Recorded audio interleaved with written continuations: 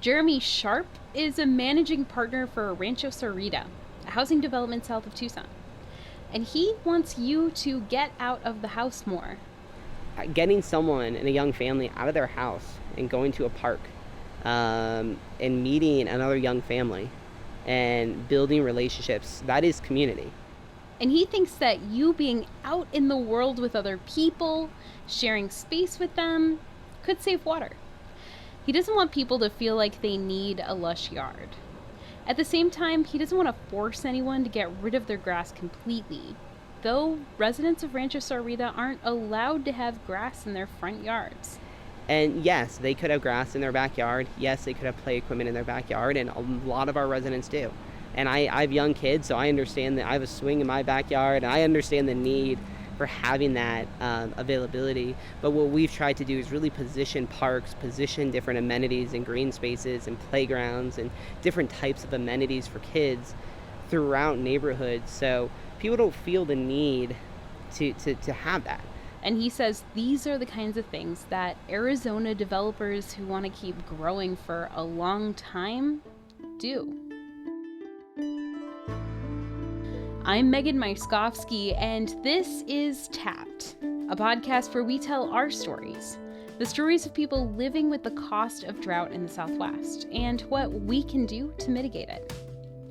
On this episode, Arizona is one of the fastest growing states in the country, even while water here is becoming more scarce. Can the state keep providing enough water as new people come and homes are built? And if it doesn't, what'll that do to the economy?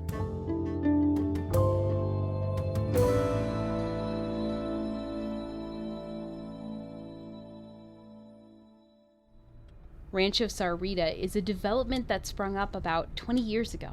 So my late father, when he founded Rancho Sarita and helped form the town of Sarita, there was roughly 2,000 people in this area. But by 2010, that had grown to 25,000. That's in large part because of this development. And Arizona was going through a housing boom. The number of houses in the state went up by 30% between 2000 and 2010. It outpaced every state except Nevada. Rancho Sarita is about 3,000 acres and has around 6,000 homes at the moment, but it has entitlements to grow to up to 11,000. And the median sale price for a house in Rancho Sarita today is just under $340,000. That price has gone up over 60% just in the last 3 years. We wanted to be the most highly amenitized community in southern Arizona. It's what's called a master planned community, the kind of housing built around golf courses and clubhouses, where everything you'd want to do is pretty much right there. These really hit their stride at that time, in the 90s and early 2000s. And so the vision was, how do you bring that country club lifestyle, that level of service, to that first-time homebuyer, that young family, the teachers, the border patrol, the Raytheon employees. Sarita is completely reliant on groundwater. It's also part of what's called an active management area, or AMA, which means it has some of the most strict water regulation in the state.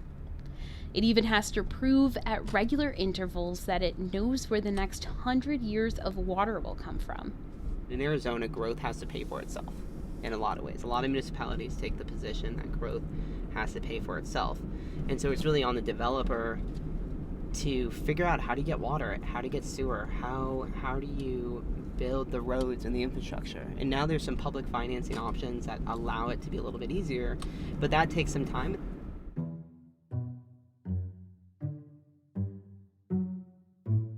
That rule that developers need to prove their water supply is sustainable has been around for a few decades. Why do we have it? Because when we were drafting the Groundwater Management Act in 1980, some of us, including myself, pushed for it. And that's why we have it. That's Kathleen Ferris.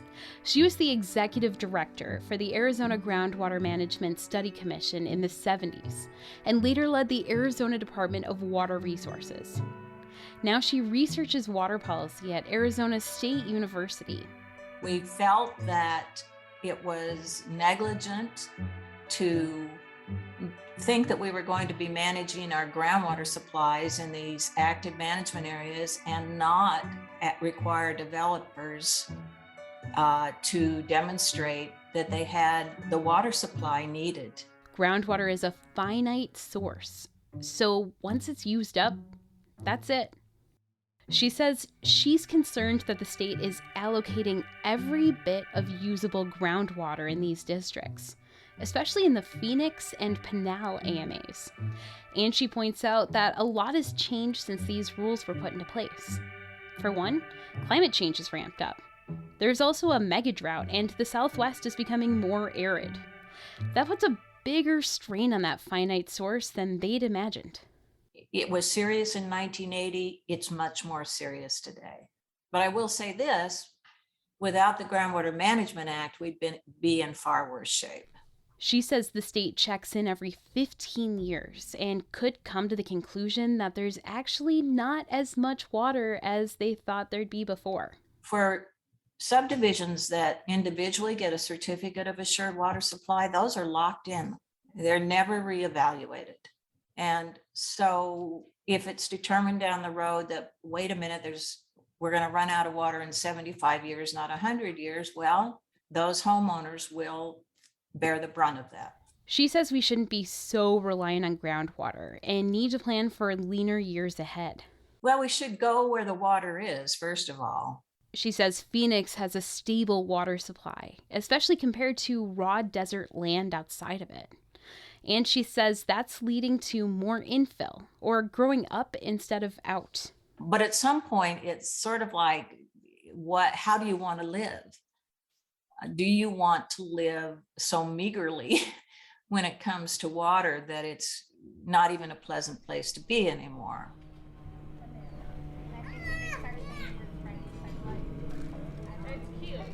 It's April, so early in the season, and I'm at the Rancho Sararita Water Park with Jeremy Sharp. There are little kids with their parents in a splash pool, but only a few because the park isn't in full swing yet. Our pools are open. Our 3 pools are open all year round. Thank you, sir. But our water park opens Memorial through Labor Day. And he says it gets packed. This big red bucket right here fills up with water, and then a big bell goes off, and you'll see dozens of kids just running to it and get water dumped on them. That same water gets kind of circulated back and goes through a filter system, gets circulated back, gets pumped back up, and it does it again. There's also slides, water cannons, tunnels, and there's a lake that you can stand on one end of and not even quite see the other end. He says there's no question people are going to use water like this. This is a place where temperatures hover around 100 degrees consistently in the summer. He says the big question is, how do you give people perks like this in a responsible way? You know, how we look at it is saying, hey, if growth is going to occur, if people are going to live a lifestyle that they want pools, they want this, how are we able to provide that? And maybe limit their usage, maybe limit their desire to have their own pool, or limit their desire to have grass. If we can provide a shared space that, thousands of people can use rather than just a single family. And that's not the only way they try to limit water use. The Homeowners Association also limits what kinds of trees and plants residents put in their yards, to ones that do well in this climate. They're working on updating meters, too, so they can catch leaks earlier. Sharp isn't turning the industry on its head with the changes he's making by any means, but he sees what's coming down the road.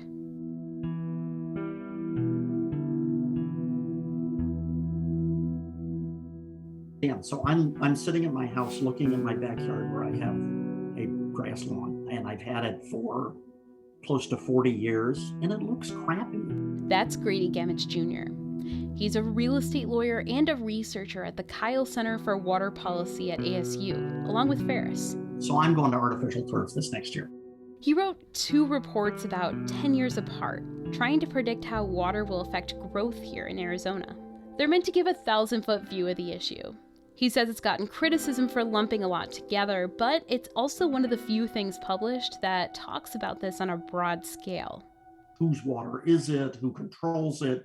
Is it a county? Is it a city? Is it a Native American tribe? I lumped it all in one basket.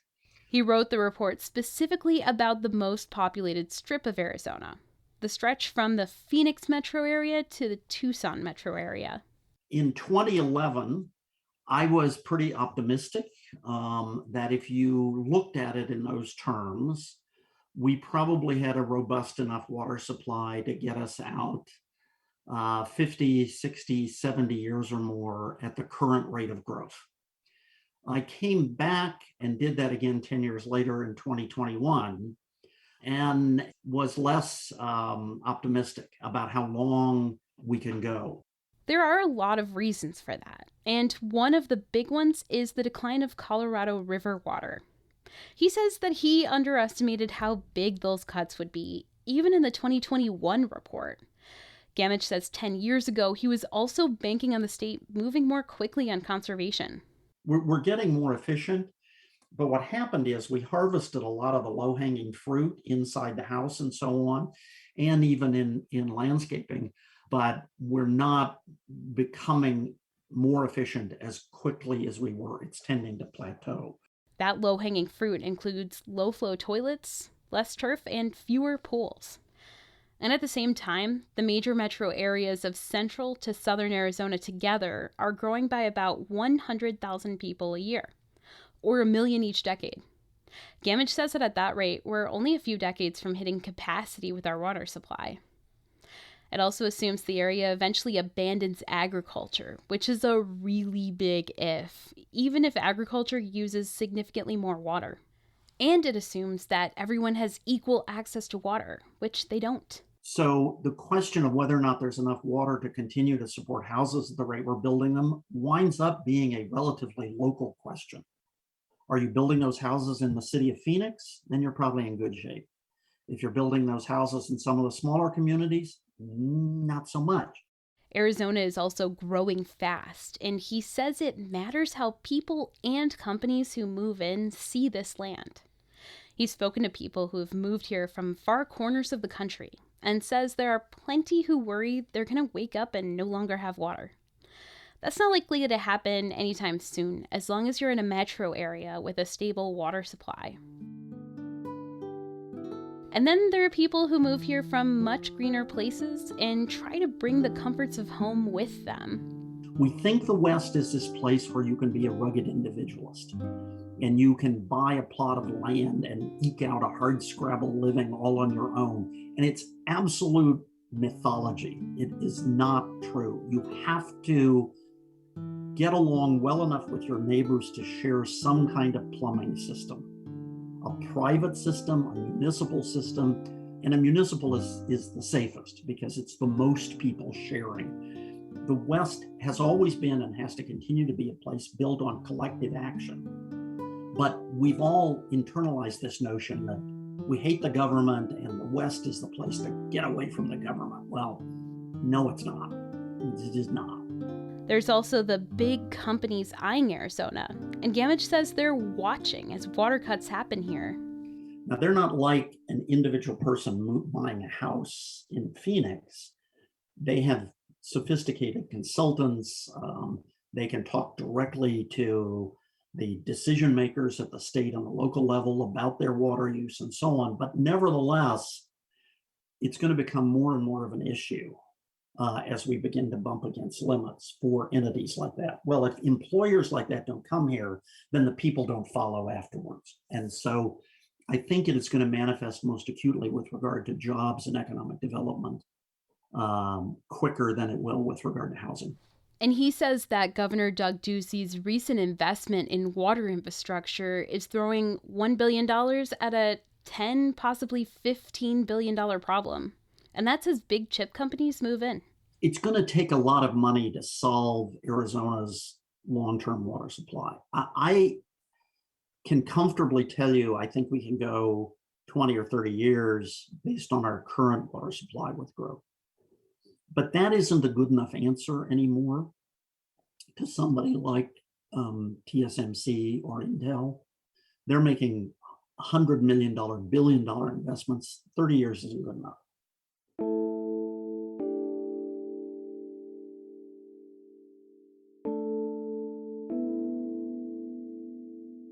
Pinal County is at the heart of this discussion. It's a rural county, mostly between Phoenix and Tucson. Milk and cotton are big business here. It ranks high among U.S. counties for cotton and milk production, and grows a great deal of alfalfa for those cows. It also grows a lot of pecans. Stephen Miller serves on the Pinal County Board of Supervisors. He says that those crops get a lot more than water from being here, similar to what we saw in Yuma a few episodes back. We have to find a balance. We have to be smart about how we use our land. I mean, you wouldn't take perfectly good farmland and put a factory on it. There's also a lot of development. Miller says that he really started to get concerned about water here about 10 years ago. It was the feeding frenzy of the people buying land, speculating on land. You know, somebody would purchase 160 acres. They're looking at putting, 3,000 homes on it. Growth was moving really fast, and local governments struggled to keep up. From the fire department to the sewage system to the water supply. What's the word I'm looking for? It's kind of intimidating. Then, earlier this year, the lower Colorado River Basin made its first cuts. And because Pinal County had been late to the game in getting access to that water through the Central Arizona Project, or CAP, it was one of the hardest hit. So the agricultural community has enjoyed some good times because of the CAP in this area. And I'm speaking for the most part, the Pinal AMA area. The water consumption by these farmers over the last 2 decades has been somewhere as close to 60% CAP water. That meant the aquifer was also being recharged. But now that puts pressure on farmers. Putting in new wells and digging deeper ones costs a lot of money. And at some point, it probably won't be worth it. That's the day that the farmer probably says, okay, it's time to sell the farm and turn it into houses. That is going to be a transition. I just think that transition needs to be as far out as possible. He thinks technology can push that further out still. But eventually, more and more Pinal County farms are going to turn into houses. I think we're pretty close to whether or not the state is going to continue to allow certificates of assured water. He says there's not much more water to promise to developers. And that's not a concern just yet. There's still about 100,000 lots okayed for housing. But if the state wants to continue the levels of growth it's seen over the last few decades, it's going to run into a problem. Will there be a need and a desire to continue to get certificates of assured water? I'm sure there will be, because not all the land that has been speculated for rooftop growth in the future will be desirable or probably be economically feasible to develop.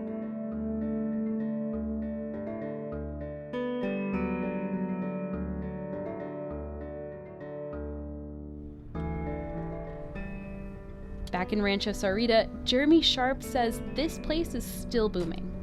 Growth of all kinds is happening. And he's concerned about developments around Rancho Sarita going up, and about nearby pecan farms, which is also big business in his corner of Arizona.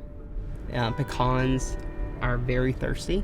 They flood irrigate, and so they use tremendously more water than what we use and what a household uses. It's something that I think about. And he doesn't expect that growth to slow down anytime soon. That's going to be a challenge for our industry, not only developers in our region, not only developers, but also the community as a whole. Because if you can't plan for growth in a strategic way, it's just going to happen. He says if the state isn't intentional and strategic about the way it plans for growth, that growth will happen on its own. And we'll all be dealing with the consequences.